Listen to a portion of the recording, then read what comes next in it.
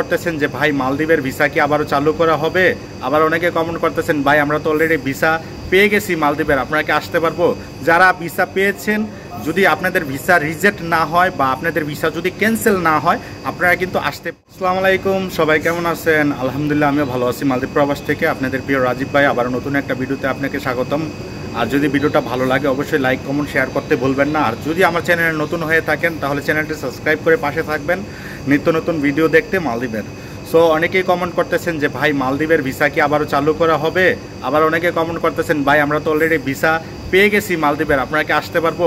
যারা ভিসা পেয়েছেন, যদি আপনাদের ভিসা রিজেক্ট না হয় বা আপনাদের ভিসা যদি ক্যান্সেল না হয়, আপনারা কিন্তু আসতে পারবেন। আর যারা পাসপোর্ট অলরেডি সাবমিট হয়েছে তাদের কিন্তু কোনো ভরসা নেই। যদি মালদ্বীপের ইমিগ্রেশন আপনাকে ভিসা দেয় তাহলে আপনি আসতে পারবেন। অনেকে বলতেছেন ভাই 2 থেকে 3 মাস হয়ে গেছে, আমি টাকা দিছি এখনও ভিসা পাই নাই। তো তাদের জন্য বলতেছি ভাই আপনারা যদি দেখেন অন্য দেশেও যাইতে পারেন কি না, আর আপনারা আপনাদের দালালদের কাছে কিভাবে এটা ঝামেলা মিটাইবেন এটা আপনাদের ব্যক্তিগত ব্যাপার। আমি এই ব্যাপারে কোনো কিছু কথা বলতে পারবো না। যত আগে এই ব্যাপারে অনেক কথা বলছি বা অনেকে আমাকে শত্রু মনে করে।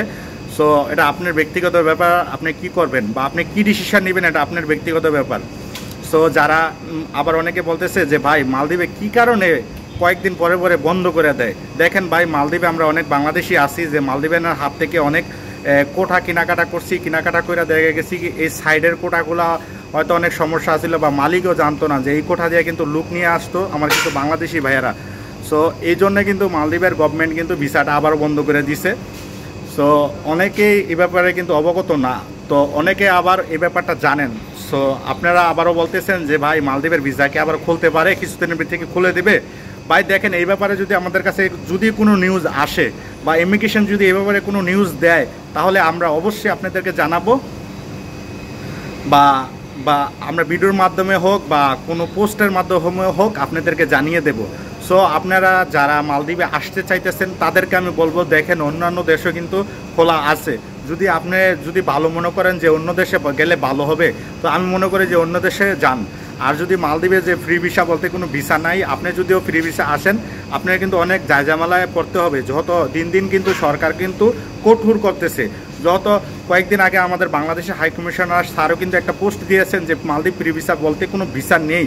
যদিও আপনারা ভিসা এই ফ্রি ভিসা নামক ভিসা দিয়ে আপনারা আসেন, হয়তো যে কোনো মুহূর্তে কিন্তু পুলিশ আপনাকে গ্রেপ্তার করতে পারে বা গ্রেপ্তার করে কিন্তু আপনাকে বাংলাদেশে পাঠিয়ে দেবে।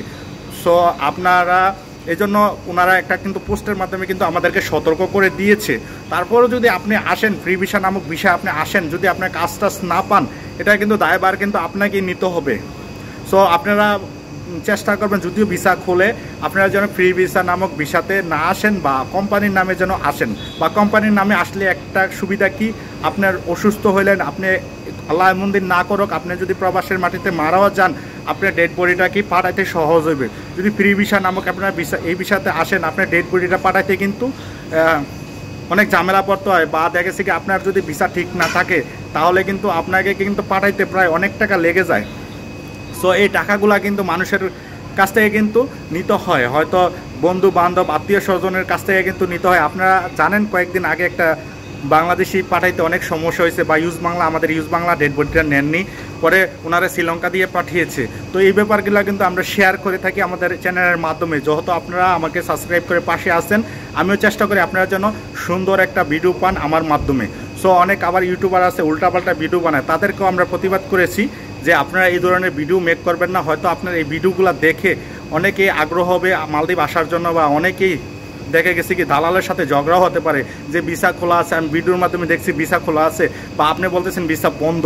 তো এই বিষয়গুলো আপনারা জানেন। তো এই বিষয়গুলোর কারণে কিন্তু আমি বারণ করেছি যে আপনারা কোনো মালদ্বীপের নিউজ করেন, সত্য নিউজ করেন। সো আপনারা সবাই ভালো থাকবেন, সুস্থ থাকবেন। দেখা হবে কোনো না কোনো এক ভিডিওর মাধ্যমে। যত আমরা ভিডিও করি মালদ্বীপ সম্পর্কে, শুধু ভিসা না, আমরা সকল ধরনের ভিডিও আমাদের এই চ্যানেলের মাধ্যমে আপলোড করে থাকি। সো আপনারা দেখবেন, লাইক করবেন, কমেন্ট করবেন, শেয়ার করবেন, আমাদেরকে আগ্রহ বাড়িয়ে দিবেন যে ভিডিও করার প্রতি। যত আপনারা আমাদের ভিডিওগুলো লাইক করেন, কমেন্ট করেন, এই বিধায় কিন্তু আমরা চেষ্টা করি যে আরও সুন্দর সুন্দর ভিডিও নিয়ে আসতে।